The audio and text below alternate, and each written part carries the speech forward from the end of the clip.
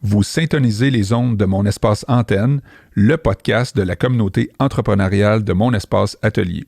Mon Espace Atelier est une entreprise qui est chef de file dans la location de petits espaces modulables, multivocationnels de type commercial, de services et industriel dans une formule tout inclus, idéale pour les petites et nouvelles entreprises. Avec nous aujourd'hui, nous recevons Emmanuel Scotto de la Maison Prat. Alors, ça démarre après ceci.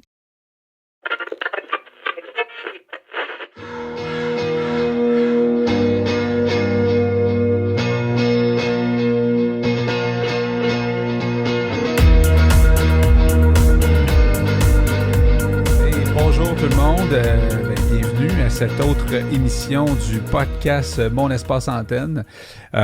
Et puis là aujourd'hui, on a le goût de manger des trucs pralinés parce qu'on a avec nous Emmanuel Scotto de la Maison Prat, c'est ça? C'est ça. Et puis il nous a amené là, des produits, puis là je les ai dans le visage depuis à peu près 15 minutes. Puis j'arrête pas de les regarder en voulant comme goûter à ça. Fait que je pense qu'on va goûter à ça assez rapidement dans l'émission. Mais juste avant, Emmanuel, présente-nous un peu ton entreprise, puis après ça, on va parler un peu de ton parcours. Et donc, voilà, donc ce sont des pralines françaises. Alors, la praline française, pour définir un petit peu ce que c'est la confiserie faite à partir d'une amande ou d'une noix qu'on a enrobée d'un sucre aromatisé. Et donc, nous, Maison Prat, on les fabrique entièrement à la main, sans produits modifiés du sucre. Donc, pas de sirop de maïs, pas de glucose, évidemment, pas d'additifs ni de conservateurs. Et puis, on n'utilise aussi aucun agent de texture ou de saveur, donc pas de farine et pas j'ai oublié le nom, pardon, on coupera. Pas de farine et pas de farine. Voilà, donc c'est sans gluten et vegan. Non, on comprend non, des gélatines, voilà. Okay. Voilà, c'est ça que j'ai. On comprend qu'il y a un souci de livrer un bon produit. Exactement. On travaille essentiellement à la main, donc on les brasse vraiment à la main, suivant différentes techniques. Ça permet en fait de conserver une qualité de la praline, parce qu'il y a différents types de pralines et différentes qualités de pralines, et ça permet donc d'avoir des textures et des saveurs qu'on ne pourrait pas avoir avec des ajouts de glucose, par exemple, qui sont des sucres qui masquent les goûts, qui sont très durs aussi quand on les a travaillés, et ça permet de conserver donc une authenticité au produit, et c'est pour ça qu'on est plutôt un produit de confiserie haut de gamme qu'on va retrouver dans des épiceries fines, voilà. Où on sait d'avance, quand on va dans ces épiceries-là, on sait qu'on ne retombera pas sur des produits justement de bas de gamme, si on veut. Exactement, donc c'est... Parce que sinon, si je regarde, disons, un emballage, c'est pas expliqué là, tout ce que tu viens de me dire là sur l'emballage. Hein? Puis je pourrais me dire, je trouve ça un peu cher, pour exemple, le sac que j'ai devant moi, si je comprends pas finalement... final, voilà, ouais. Donc tout le processus. On a des petites explications quand même à l'arrière du paquet, mais c'est évidemment la meilleure chose, puisque c'est un produit aussi qui est relativement peu connu ici, c'est de les faire goûter. C'est pour ça que quand on était avant les pandémies, on faisait beaucoup de dégustations sur nos points de vente. Tu me dis qu'un coup qu'on goûte, on a le goût d'acheter, c'est ça? On va essayer. Alors, je peux faire même les explications en même temps, suivant ce que tu... Donc là, tu as ouvert quelle praline? Celui-là, il est rose. Attends, là, c'est écrit rose confite. Alors, la rose confite. Ça, c'est une création originale de Maison Prat, qui est faite à partir des mêmes ingrédients que la praline traditionnelle et originale, la rouge craquante, que tu vas goûter après. Ici, on travaille, et c'est la manière de Maison Prat, on travaille uniquement avec le moins d'ingrédients possible, et quand on peut les faire, on les fait. Alors ici, on a une amande, du sucre et un extrait de vanille maison. Cette praline-là, elle est brassée à froid. Ça veut dire qu'on va les tourner dans un dans un récipient qui est à basse température. Et ça va permettre de les couvrir. Donc, avec le fait de les tourner en basse température, celle-ci, ça va faire une couverture très, très légère. Et puis ensuite, ce qui va donner le goût, comme ça, ce goût assez particulier de vanille naturelle et un peu comme une guimauve à l'ancienne, en fait. Oui, c'est vrai que ça goûte ça. Ça goûte la guimauve. C'est qu'on les fait maturer plusieurs semaines avec des gousses de vanille bourbon dans des récipients fermés hermétiquement à une certaine température. Et ça va développer non seulement la texture très souple, donc confite, et surtout donc ce goût très particulier. Alors, fait que toi, tu veux nous faire vivre une expérience quand on mange. C'est un peu ce qu'on recherche quand on élabore nos produits là-dessus. En temps normal, bon là on n'est pas en temps normal, mais on sort un nouveau produit par année. OK. Là, vous en avez combien en tout? Eh ben, on est dans notre 5e saison, on en a 5. Je comprends. Ben oui, on aurait dû sortir un produit cette année 100% québécois, là, à base de cameline. C'est un petit peu reporté. Ça devait sortir courant de l'été, malheureusement. Cameline qui est un fruit un peu comme entre la framboise et le bleuet. Non, pas du tout. Non, c'est la camerise. Ah ça. Oui, ça c'est la camerise. La cameline, c'est une graine, c'est de la famille de la moutarde. Et à la base, cette graine-là, elle est, et surtout la tige, elle est utilisée principalement dans l'industrie agroalimentaire pour le bétail. Ça nourrit, on fait des tourteaux de cameline, ça nourrit le bétail. Mais la graine est très intéressante à travailler. Okay. Et on a travaillé ça avec Signé Cameline, qui est un très très bon producteur de ce produit-là. La graine est très intéressante à travailler parce que suivant qu'on la torréfie ou qu'on la torréfie pas, qu'on la moue ou qu'on l'utilise comme ça, on va avoir des saveurs assez particulières. Donc comme c'est de la famille de la moutarde, quand on la moue, on peut faire des moutardes de cameline. Donc, on va avoir un goût un petit peu moutardé. Et nous, on avait fait une confiserie entièrement à base de graines de cameline, d'huile de cameline et de sirop d'érable. Donc, j'ai pas pu vous l'apporter, mais c'est toujours en cours. On ne sait pas quand ça va sortir. C'est une année particulière. Ça va prendre, je pense, un produit 2020 assez spécial là, pour dire l'année de la COVID, on a sorti un produit qui est devenu viral, là, tu sais. Oui. Je ne sais pas si on va employer ces termes-là en ce moment. Non. Mais voilà, en fait, ce qu'on recherche quand on met au point une recette, qui prend quand même pas mal de temps pour donner un ordre d'idée, pour arriver à la texture et à la saveur qu'on veut, notamment par exemple sur la praline au café du Vietnam que tu vas goûter tout à l'heure, c'est quasiment 3 mois d'essais, de tests pour avoir la bonne texture. Puis quand on a la bonne texture, on va retravailler sur le goût pour avoir c'est un ensemble. C'est tout un ensemble et on a 5 produits et on a 5 goûts, saveurs évidemment différentes et aussi 5 textures différentes. Donc c'est vraiment beaucoup de recherche là-dedans, beaucoup de travail. C'est de l'amusement surtout. Ouais. Puis moi, mon travail à moi, c'est de te cuisiner aujourd'hui. Je ne sais pas si tu as déjà été dans un podcast, si tu as parlé de ton parcours. Oui, c'est arrivé une ou deux fois. Oui. Bon, c'est arrivé. Fait que tu es à l'aise dans ce siège-là. Je pense. Après, on verra au montage. Hein. Non, il n'y a pas tant de montage parce qu'on est dans l'authenticité pure. Là, on jase ensemble ce matin de ton entreprise. Puis les gens peuvent écouter ça sur Spotify, sur Apple Balados, etc., dans leur voiture ou en train de marcher avec leur chien ou des choses comme ça. Mais c'est le fun de connaître un peu l'histoire derrière le produit. Je m'en vais dans un magasin, je tombe sur la Maison Prat et je me questionne, c'est qui est derrière ça? C'est qui fabrique ça? Puis pourquoi qui a décidé de faire ça? Parce que purement que... Bon, je connais pas ton âge, mais tu m'as dit, j'ai 3 enfants, 2 qui ont 17, etc. 44 ans. 44 ans. Ça fait 5 ans, donc à 39 ans, il s'est passé quelque chose là, pour que tu décides de partir cette entreprise-là. Puis on voit que phonétiquement, tu es de la France. Mais comme plusieurs de mes amis qui viennent de la France, même après 20 ans, vous avez gardé le même accent et ça, c'est fantastique.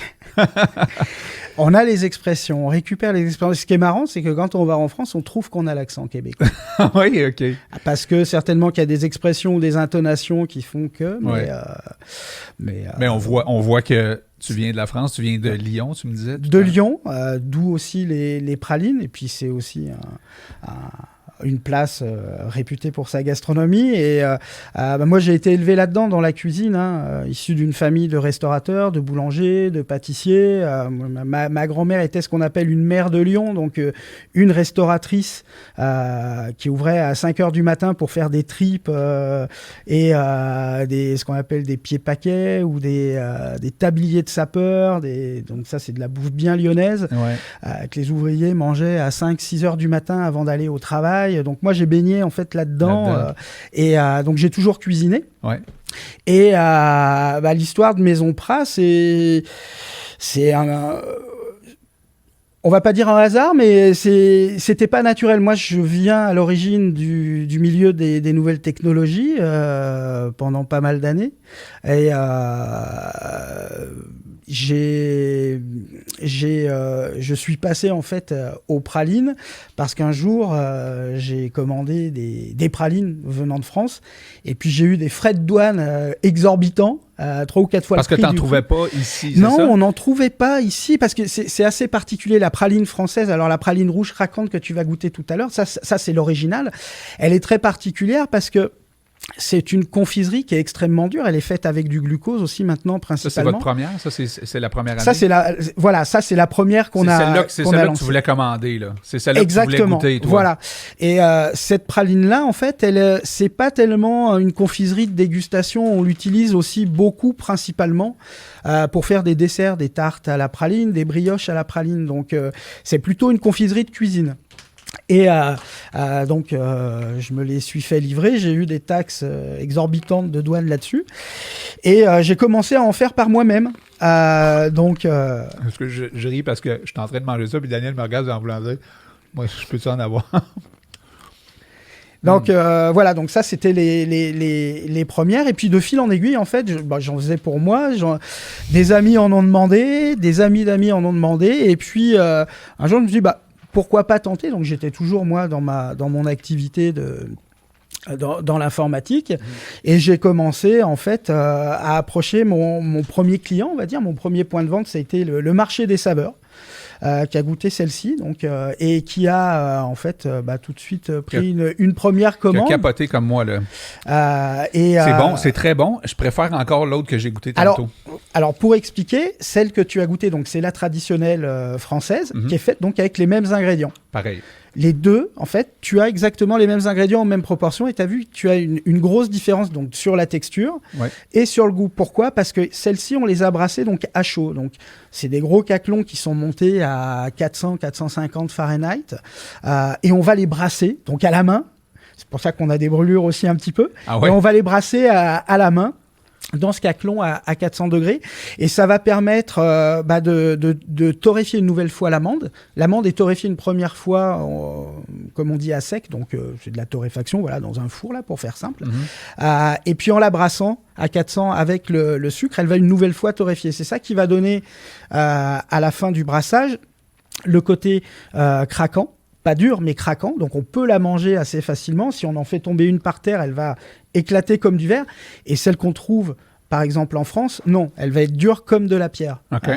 Donc, ça, c'est la petite différence. Mais t'es-tu en train de me dire qu'à ce moment-là, toi, quand tu as commandé ta commande de praline là, en Europe, qu'il n'y avait personne au Québec qui en fabriquait comme toi, Je crois qu'on est les seuls à en fabriquer au Québec et au Canada. Encore aujourd'hui, là, à ce jour, dans les 5 dernières années, personne ne t'a copié jusqu'à maintenant?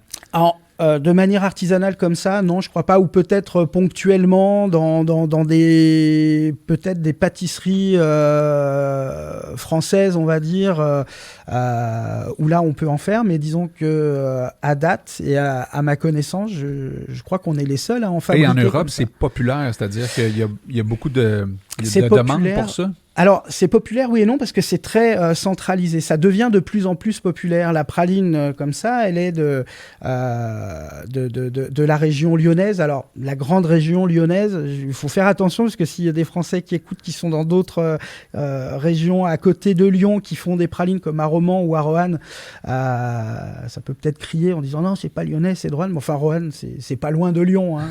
C'est comme Saint-Jérôme et Montréal, on va dire, un petit peu plus loin. Mais essentiellement, voilà, c'est dans cette région-là, au départ. Ce qui a fait connaître vraiment la praline, c'est la brioche à la praline de Pralu. Pralu, qui est un chocolatier, confiseur chocolatier de Lyon, très connu. Très réputé, là. Assez réputé justement pour sa praluline, qui est une brioche aux pralines qu'il a mis au point là-dessus. Puis à Lyon, il y avait aussi une autre brioche aux pralines qu'on appelle la Pogne, qui est un petit peu différente au niveau de la concentration de praline. Et puis à Romans aussi, qui est aussi dans la région Rhône-Alpes, on utilise des pralines pour des brioches aux pralines. Mais et peu à peu, voilà, ces dernières années, ça s'est un petit peu, justement par la brioche aux pralines et la tarte aux pralines aussi, ça s'est un petit peu démocratisé ailleurs en France. Mais c'est un produit, oui, qui est ici, par contre, totalement inconnu. On en trouvait il y a quelques années, je crois, chez Point G. OK. Mais là, ça n'a rien à voir avec, tu sais, quand j'achète en vrac des confiseries, là, on est ailleurs, là, tu sais, c'est ce qu'on essaye de faire, oui. Oui, puis là, mais y a-tu justement des gens qui vous ont découvert et puis il y a une croissance dans ton entreprise pour que ça fasse 5 ans? Oui. Alors, quand on est français, on les connaît. Et en même temps, on les connaît pas parce que, comme je disais, c'est quand même assez différent de la praline qu'on peut trouver en France, parce que nous, on n'utilise pas de glucose. Et le glucose, c'est vraiment un sucre qui masque les saveurs. Les saveurs. Mais surtout qui est très très dur. J'aurais pu emmener, j'en avais pas sous la main, mais une praline qu'on peut acheter en France, on peut les faire venir ici. Hein. Il y a des. Et là, on aurait pu avoir un comparatif puis voir. C'est assez dur. Voilà, ouais, c'est quelque chose de très dur parce que, comme je te le disais, c'est essentiellement utilisé en pâtisserie, dans des brioches, des tartes aux pralines, donc ça fond et puis voilà, on peut les manger. Mais ici, le gros travail... C'est pas aussi agréable en bouche que... Non, pas du tout. C'est ça. Pas du tout. Ça a même pas tellement de goût. Alors après, il y a différentes qualités. Ici, on est sur ce qu'on appelle de la qualité 80-20, c'est-à-dire 80% d'amandes pour 20% de couverture. Okay. Mais ça peut monter jusqu'à, en praline industrielle, on va dire, ça peut monter jusqu'à 40-60, c'est-à-dire 40% d'amande et 60% de couverture sucrée. Okay, je comprends. Et encore, et des fois, c'est pas de l'amande, c'est ce qu'on appelle de l'amandon, qui est l'amande, en fait, qu'on trouve dans des abricots. Alors attention, pas les abricots communs qu'on mange, parce que si vous faites ça, vous êtes mort. C'est extrêmement toxique. C'est une variété d'abricotier spécial où on peut manger l'amande. Okay.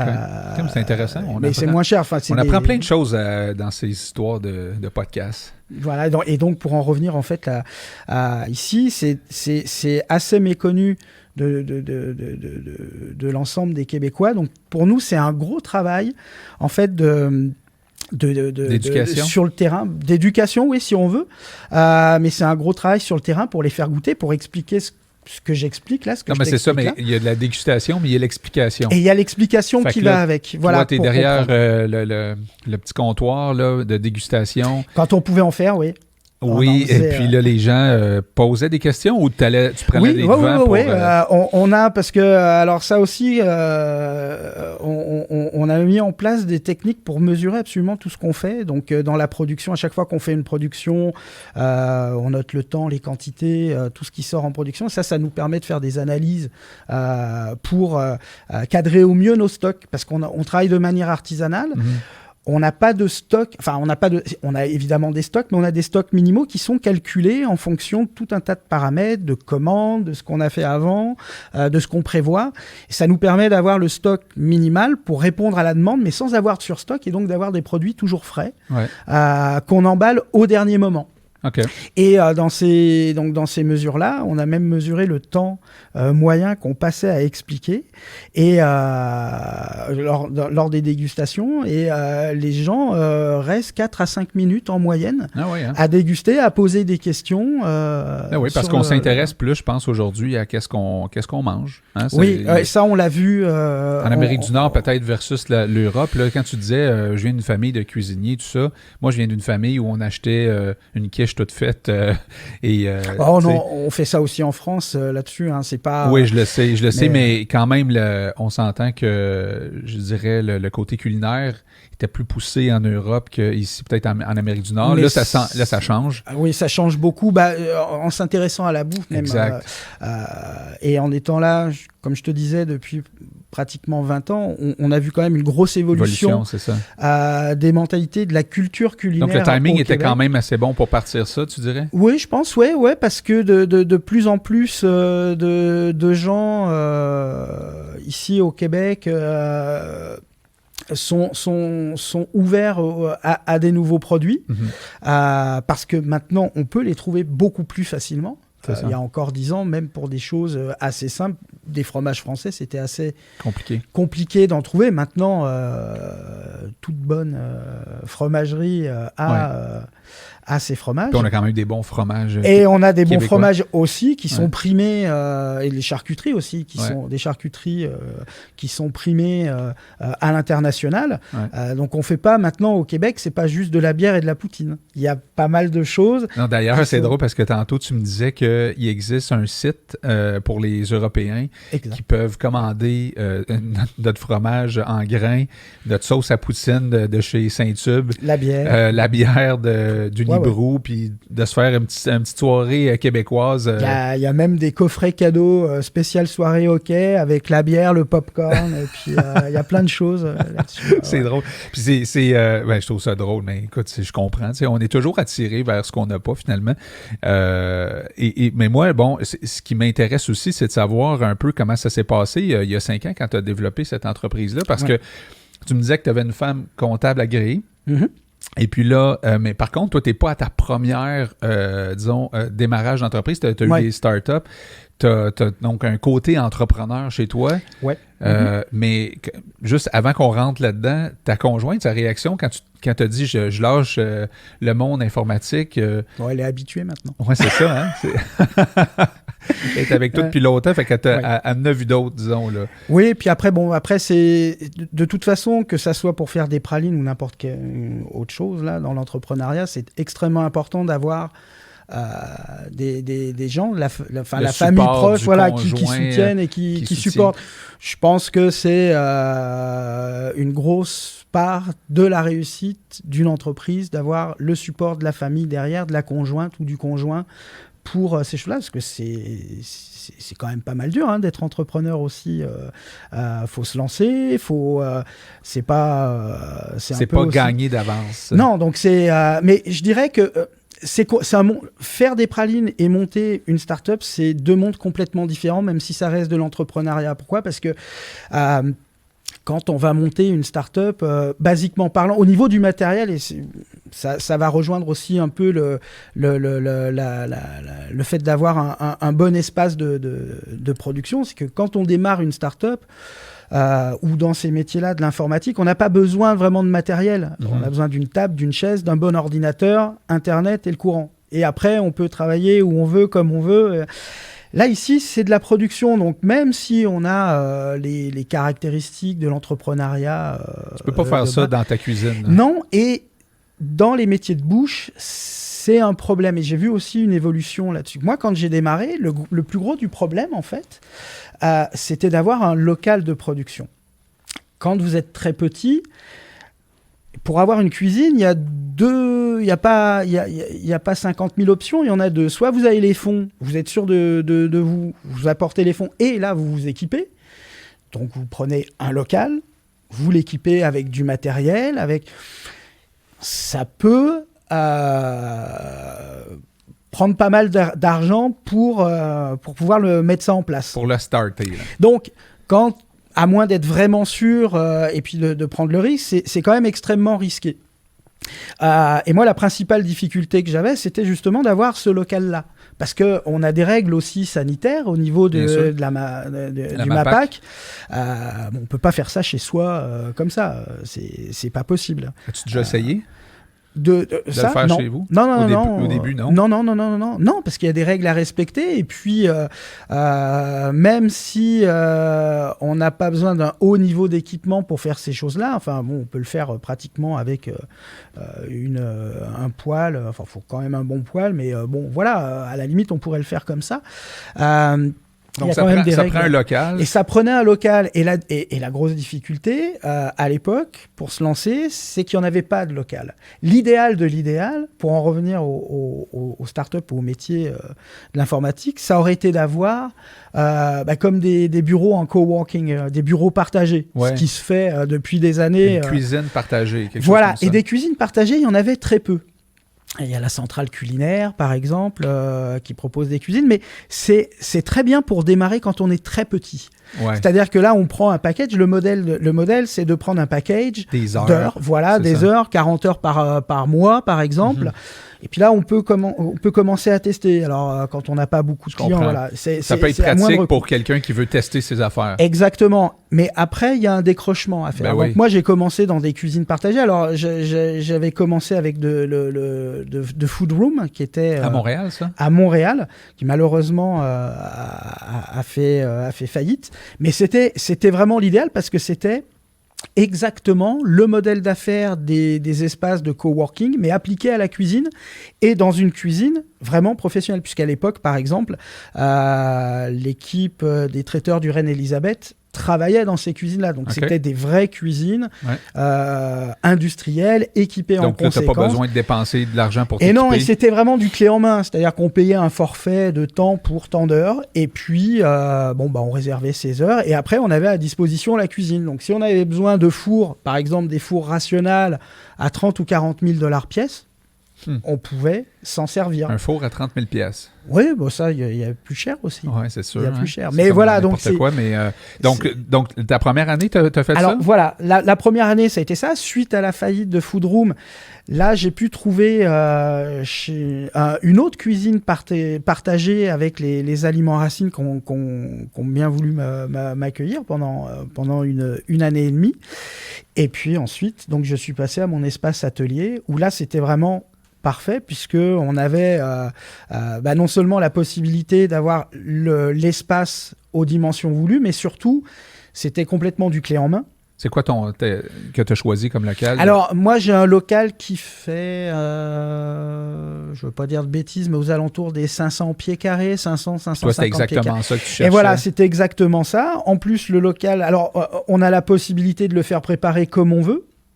Donc, il est entièrement mis aux normes sanitaires du MAPAC. Donc, il y a une hotte, il y a une trappe à graisse, il y a tout ce qu'il faut, les murs et les revêtements. Mais il n'y a pas le four à 30 000.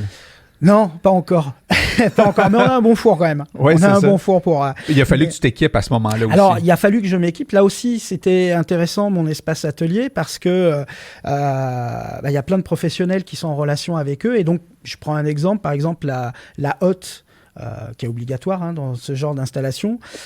C'est assez technique parce que suivant ce que tu fais comme type de produit, c'est pas les mêmes hottes, c'est pas les mêmes critères. Voilà, si on fait de la friture, c'est pas la même chose que ce qu'on fait. Il y a des normes. Exactement, il y a des normes. Là, ça a été assez simple. Moi, j'ai dit voilà, il me faut tel type de hotte. Mon espace atelier est passé par un de ses partenaires, je pense, l'a installé, l'a monté, l'a mis en marche, et puis en plus, donc le prix a été mis dans le loyer, donc c'était des facilités, voilà. Donc là, on a que ça soit pour de la production pure. C'est parfait parce qu'on a vraiment du clé en main et ce qu'on veut. Et puis après, évidemment, nous, on peut l'équiper comme on veut. Et puis après, pour ce genre de choses-là, d'équipement, quand on installe, là aussi, il y a des aides. Ça, c'est il y a 3 ans que tu as... C'est il y a 2 ans. Il y a 2 ans. Il y a 2 ans, ouais. Et puis là, tu étais en croissance à ce moment-là. Tu pouvais plus... Exactement. Tu ne pouvais plus nécessairement être dans un contexte de cuisine partagée. Non, là, c'était plus possible parce qu'on arrive à un palier, en fait, c'est dans besoin ce de toutes les type heures. Ben voilà, c'est que là, si voilà, ce matin j'étais en cuisine à 6h, je vais repartir en cuisine après l'interview. Si je veux y rester jusqu'à 2h du matin, je peux y rester jusqu'à 2h du matin, ce qui n'est pas possible dans les cuisines là, partagées. C'est à toi, là, tu pourrais faire du 7/7, 24/24. Exactement. Mais c'est pas ça que tu fais, sauf que tu dois travailler quand même plusieurs heures, là, ce que je comprends. C'est, Ah bah oui, quand même, on travaille, oui. On travaille. Et ça, c'est depuis toujours? Emmanuel, c'est un gars qui travaille depuis toujours? C'est-à-dire que tu as toujours fait beaucoup d'heures dans ta vie? Ben, en venant de l'informatique, oui. Déjà, parce que c'est ça. Après, il y a une chose qu'il faut, qu'il faut savoir avec quand on fait de l'alimentaire, c'est que la composante principale, c'est la passion. C'est ça, hein? Ça va avec ça, là.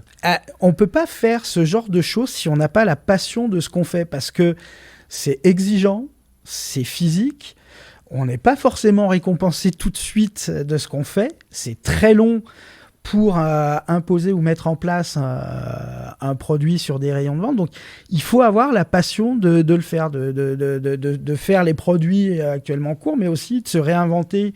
La passion et la patience. La patience aussi. La passion et la patience, ouais, ça c'est bien résumé. Mais voilà, donc c'est beaucoup de travail effectivement, mais de mon point de vue, la passion est quand même un élément essentiel. Oui, parce que c'est des montagnes russes pareil, là, je veux dire, oui. Ta vie là, depuis toujours. Si tu as fait des startups dans le passé, dans l'informatique, là maintenant c'est un autre startup que tu as parti dans le domaine de la confiserie. Oui. C'est des montagnes russes. T'aimes les sensations. Ensuite, il faut avoir aussi un petit peu la fibre entrepreneuriale parce qu'effectivement, et surtout dans le contexte actuel, c'est ça, je m'en allais dire. Ça brasse pas mal. Quand ça descend, là? Quand ça descend, alors quand ça descend, il y a plusieurs causes quand ça descend. Ça peut être le produit, ça peut être quand on est en conditions normales, évidemment. Mais en conditions normales, c'est toujours plus facile d'analyser. Si c'est un problème de produit, surtout dans des produits comme ça, alimentaires, on peut toujours corriger. Par exemple, les sablés épicés Pacane érable, nous, quand on les a lancés, alors on a fait, c'était il y a 1 an et demi, on les a rodés sur des marchés ou des interventions, enfin des salons et tout ça pendant l'été. C'était que sur ces points-là, c'était pas en vente. Ça nous a permis d'ajuster. Et là, on le voit très bien. Donc, par exemple, les sablés épicés Pacane érable étaient trop épicés pour la majorité des gens ici. Donc, quand ça va pas, on peut rectifier là-dessus le goût. Ouais. Mais quand on est dans un contexte comme là actuellement, on est vraiment dans l'inconnu. Alors effectivement... non, jamais que tu peux... Il n'y a pas de plan COVID, là. Non, parce que nous, notre modèle d'affaires, donc c'est, comme je te l'expliquais, c'est d'être dans des épiceries fines, donc c'est des points de vente alimentaires qui ont été aussi durement touchés. Principalement à Montréal? Partout au Québec. Alors, et c'est vrai que... Dans combien d'épiceries fines que tu es présentement? Tout compter, on est dans une 20aine de points de vente, okay. Plus notre boutique en ligne, plus les points de vente en Europe où j'ai pas trop de vision là-dessus. Mais le en ligne existait déjà avant. Le en ligne a toujours existé. Disons que les boutiques en ligne, c'est essentiel. C'est pas là où on fait le maximum de profit. Faut être clair là-dessus. Ça peut peut-être changer maintenant avec le Covid, mais la boutique en ligne, c'est essentiel, non seulement pour se faire connaître, puis après, ça permet aussi de pouvoir mettre en place nous-mêmes des actions commerciales avec des rabais, des choses comme ça. Comme là, en ce moment, il y a si je veux commander, mettons, ces produits-là, là, parce que là, le temps des fêtes s'en vient, j'imagine qu'on peut faire des cadeaux à du monde. On peut faire plein de cadeaux. Ça, c'est le fun à offrir en cadeau pour vrai. Là. Alors, sur notre boutique en ligne, on a évidemment les paquets que tu as montrés, qui sont donc les paquets qu'on retrouve dans tous les points de vente. Mais on a aussi des formats exclusifs à la boutique en ligne, comme des coffrets dégustation, qui sont là vraiment exclusifs à la boutique. Donc, c'est des coffrets qui rassemblent les 5 saveurs dans des formats dégustation, donc les mêmes paquets, mais en plus petit. Donc, ça correspond à peu près à la moitié de la contenance d'un paquet régulier. Et ça permet donc de découvrir toutes les saveurs. Mais on fait aussi des pâtés en croûte, des pâtés croûtes. J'ai vu ça sur Instagram. Là aussi, c'est une spécialité. Ça a l'air bon en Titi, ça. J'ai pas pu en emmener parce que c'est 2 jours de préparation quand même, les pâtés croûtes.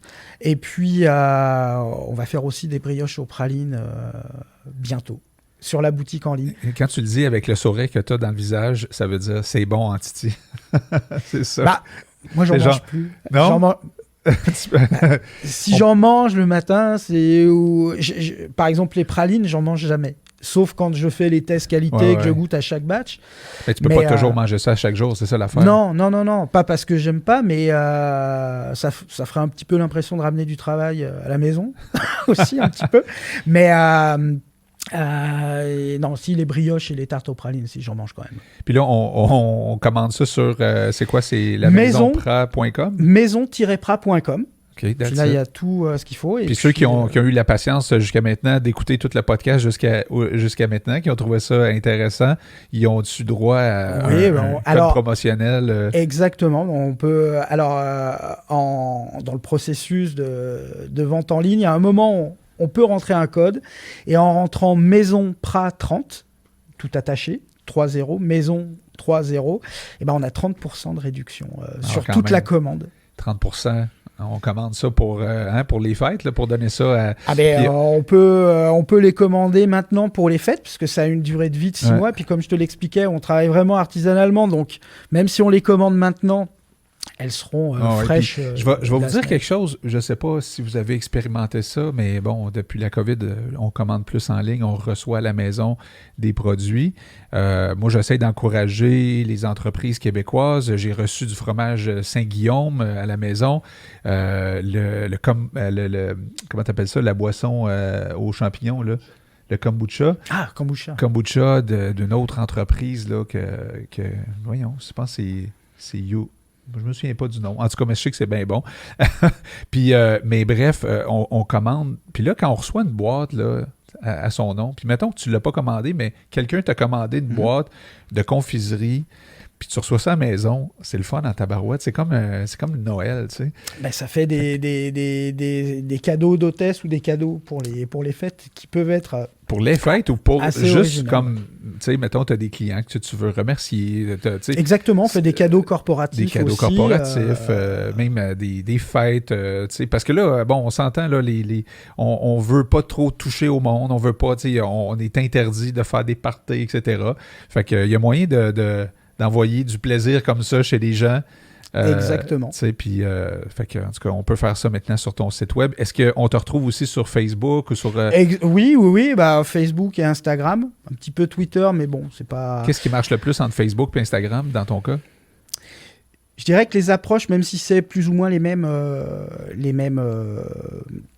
diffusion ou disons les mêmes contenus, Facebook permet d'avoir une relation avec la clientèle beaucoup plus proche qu'avec Instagram. À cause du Messenger, à cause... oui, il y a ça. Et puis, mais par exemple, on fait des recettes. Alors, on peut les retrouver sur notre site. Alors, la recette de la tarte à la praline ou de la brioche à la praline traditionnelle, on la retrouve aussi sur le site, mais des recettes originales. Et quand on les publie, par exemple, sur un Facebook, on a pas mal de questions qui arrivent derrière. En disant, j'aimerais bien essayer, mais j'ai jamais fait ça. Comment on peut le faire? Même s'il y a la description de la recette ou des gens qui disent, j'ai essayé de le faire, mais ma pâte à brioche n'a pas levé. Qu'est-ce que j'ai mal fait? Donc, il y a plus de développement sur Facebook. Exactement. Par contre, sur Instagram, c'est plus des photos, c'est ça? C'est des photos de produits? Alors, on a le même contenu, mais je dirais que la réaction des gens est différente sur Instagram. OK. Ça va plus être des likes ou... Il y a moins de... on va dire de service après-vente. Je ne sais pas comment caractériser ça. Est-ce que tu sens que ça t'apporte quelque chose? Oui. Pour donner un ordre d'idée... pendant le confinement, on avait lancé régulièrement, on lançait des concours en fait par tirage au sort, tout simple pour gagner soit un coffret de dégustation, une autre fois un pâté croûte ou 1 kilo de praline de son choix. Enfin voilà, des choses comme ça.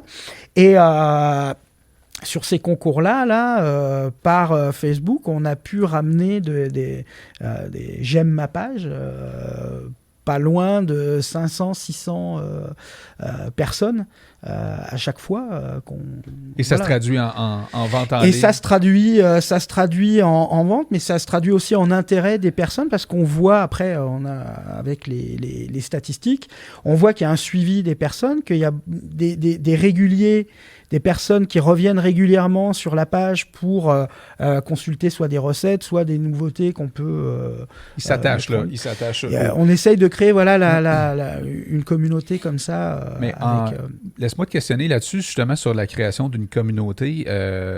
Tu disais que quand tu étais derrière le comptoir à dégustation, tu rentrais en contact avec les clients, right? Tu leur expliquais comment la fabrication se faisait, etc. Donc, je me pose la question, pourquoi tu ne fais pas ça sur Facebook, des petites capsules? Alors, on a des capsules qui expliquent chacun des produits. Par exemple, oui, sur notre site, on peut retrouver deux capsules.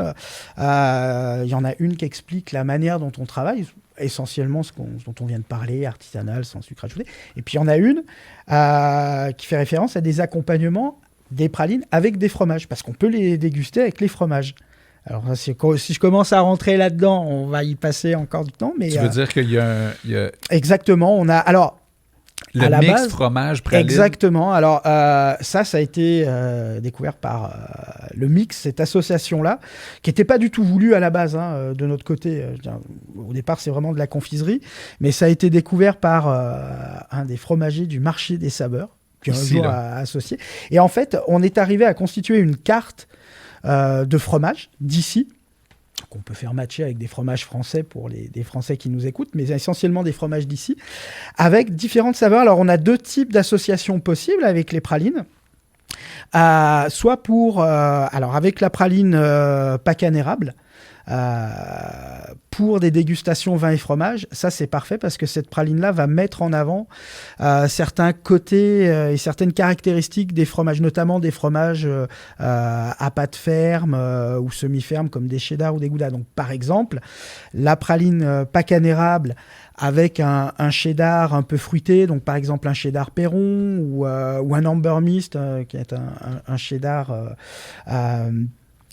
britannique qui est très fruité, on va faire ressortir des petites pointes d'agrumes. Alors ça va être pamplemousse par exemple avec un Amber Mist. Ça va être avec un cheddar Perron un peu plus citronné, mais avec un fromage comme un Hercule de Charlevoix. Là, ça va être un côté beaucoup plus forestier et champignonné qui va ressortir. Donc, avec avec un bleu d'Élisabeth, le côté crémeux et persillé. Là, on pourrait rajouter là-dedans le vin aussi qui va avec ça. Exactement. Est-ce que tu t'y connais aussi en vin? Moins qu'en fromage. Comme tout bon français. Moins qu'en fromage, en fait. Non, mais avec des vins... alors, c'est déjà...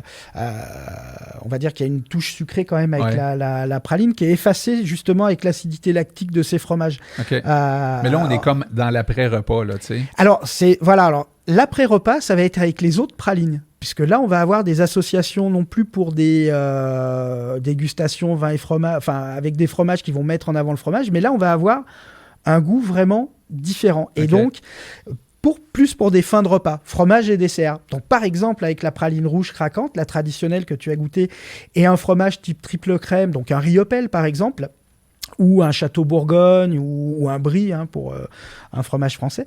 Et là, on va avoir des saveurs vraiment chocolat au lait. Et on a même un client régulier, en fait, qui est allergique au chocolat, mais qui aime le chocolat et qui nous commande des pralines spéciales avec le... voilà. Moi, là, je t'écoute, là, puis je trouve ça le fun de t'écouter.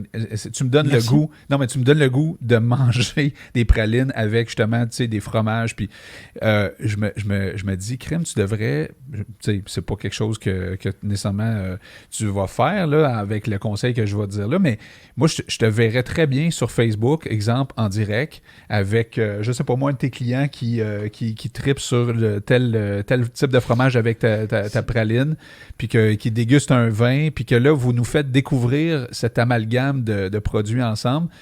Moi, ça me donnerait le goût de commander. Figure-toi qu'on commence quand même à y penser parce que, comme je te l'expliquais, on faisait beaucoup de dégustations avant la pandémie. Tu sais, d'avoir ton comptoir, mais au lieu de te déplacer, que finalement, moi, j'ai juste à cliquer sur ta page Facebook et je te rencontre. J'entends. Une bonne idée. Je sais pas, tu sais, il me semble, c'est pour toi, c'est que tu restes dans ton local. Tu peux même inviter, comme je te dis, des clients qui... parce que tu as des relations avec certains clients. Tu pourrais même faire des directs avec certains clients. Oui, il y a plein de possibilités. Ou du fromager, tu sais, le fromager que tu nous présentes, tu nous le fais présenter aussi. Puis, en tout cas, Non, mais il y a plein de choses qui sont à faire. Après, il faut les mettre en place et faut bien doser. Je pense à François Lambert, entre autres, qui est parti pas mal dans la pandémie, là, son truc de popcorn à l'érable. Il est tout le temps sur Facebook, puis lui, il disait que le fait qu'il fait souvent des directs comme ça lui permet... Lui, il jase de toutes sortes de choses, il jase pas juste de son produit, mais ça lui permet de faire au final des transactions.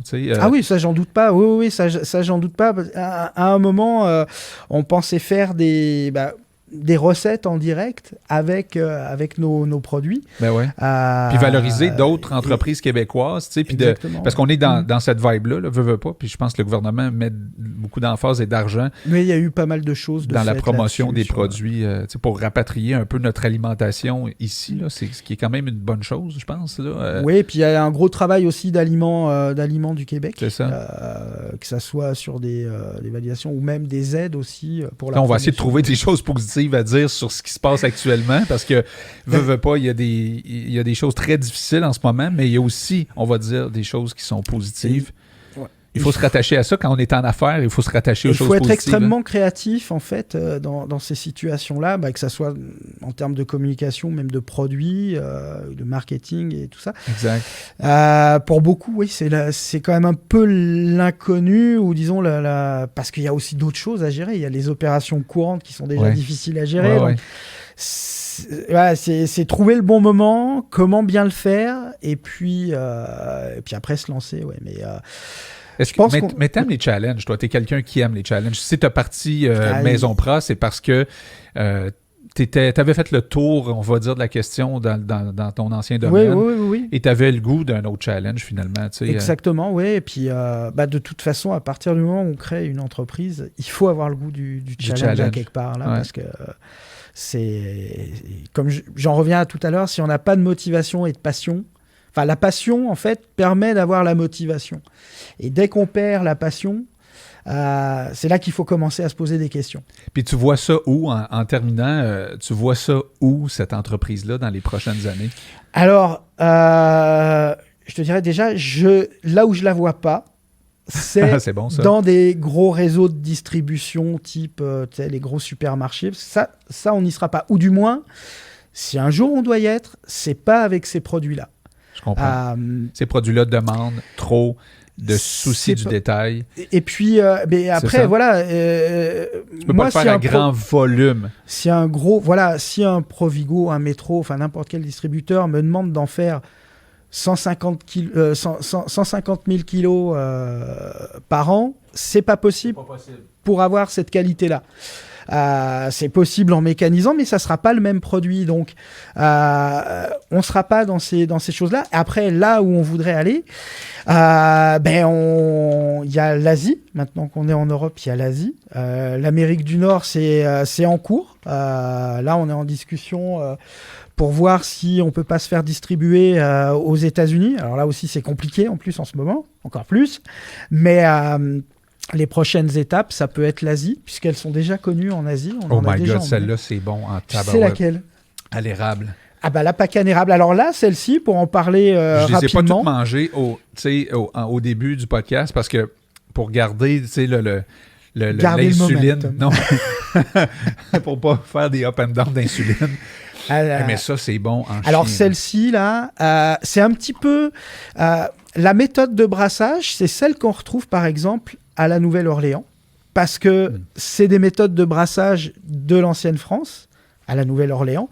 Donc, c'est un petit peu la méthode qu'on utilise, et puis surtout, elles sont brassées à froid. Donc ça va permettre de garder la pacane fraîche. Là, tu sens qu'elle a pas pris d'amertume en la grillant. C'est Ça fond dans la bouche. Hein. Exactement, c'est pas mal différent de ce qu'on fait traditionnellement à Noël, tu sais, là, les brassés au four avec le sirop d'érable. C'est quand même pas mal différent parce que quand on les fait à la traditionnelle québécoise, là, au four comme ça, on va cuire la pacane, elle va prendre un peu plus d'amertume et puis le sirop d'érable qui devient sucre va caraméliser. Et le fait de travailler à froid, on va non seulement donc garder la pacane fraîche, son côté beurré, mais surtout, au niveau du sucre d'érable, on va pas le caraméliser et on va lui donner une texture très fine, très légère et fondante. C'est malade. Ça, là, c'est le genre d'affaires que... Non, oublie ça.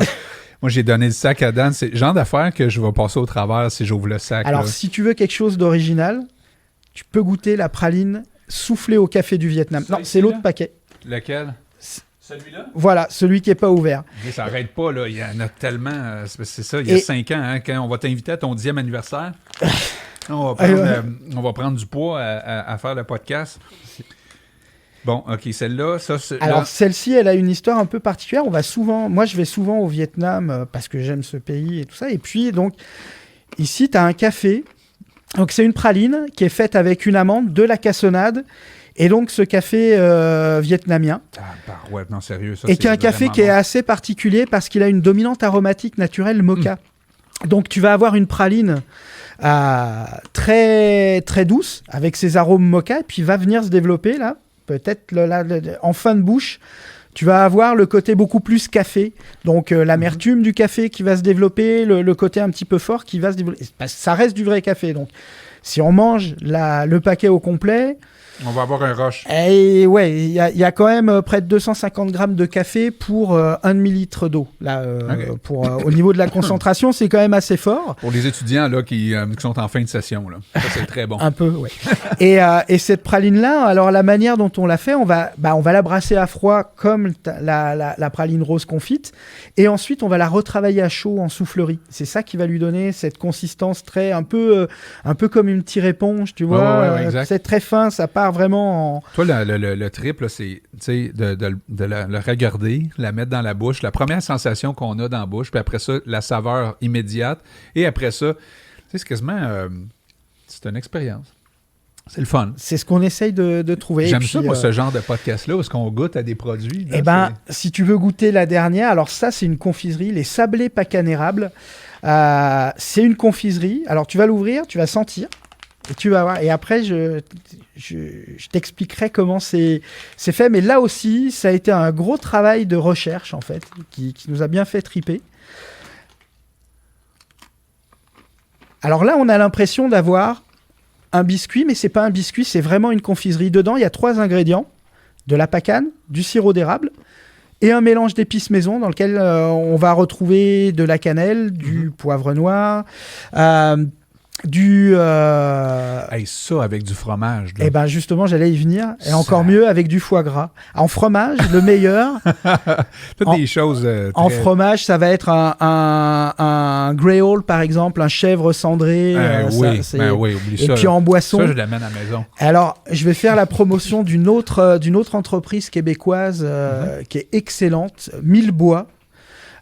Qui font des boissons avec de l'érable, mais où l'érable est vraiment très subtil. C'est excellent comme produit. Et avec le mousseux à l'érable de chez Millebois, c'est un mousseux sec, c'est formidable. Je pense que mon voisin a commandé ça récemment. Eh ben, faut essayer parce qu'ils ont une gamme de produits qui est extraordinaire. Pour vrai, non, c'est vrai. Ouais. Ah ouais. Je suis convaincu que mon voisin m'a fait déguster ça. Et le mousseux à l'érable, en entendant ça comme ça, on va se dire c'est peut-être un peu trop sucré. Ouais, mais non, finalement. Mais pas du tout, c'est sec. On a juste la petite pointe subtile de l'érable, pas le côté sucré. Et puis ils font aussi alors oui, c'est de la bière parce qu'il y a du houblon, mais des bières houblonnées à l'érable qui sont excellentes. Là, c'est la petite parenthèse. Et donc ici, c'est de la confiserie puisqu'on a uniquement ces ingrédients-là. Et en fait, c'est même poivré un peu, hein? À la fin, oui, il y a du poivre noir. Là, voilà. Je sens le poivre là. Il n'y a pas de, donc tu as un petit côté. Alors tu as une texture de sablé pur beurre, mais il n'y a pas de beurre, pas de farine. Donc ça C'est idéal pour des personnes cœliaques qui sont donc intolérantes au gluten ou qui sont végétariennes. Moi, je suis rien de tout ça, mais c'est idéal pour moi aussi. Ça, c'est... Oh, il reste... Hey, à cette heure, j'ai un timer, tabarouette. Il reste 40 secondes. Bon, allons-y. Mais sais-tu quoi? Moi, j'ai adoré ça. Premièrement, félicitations pour ton entreprise. Puis, écoute, je souhaite que ça continue et que ça grossisse. Et puis, peut-être que la Maison Pro, ça sera autre chose dans 5 ans. Peut-être qu'il va y avoir d'autres produits.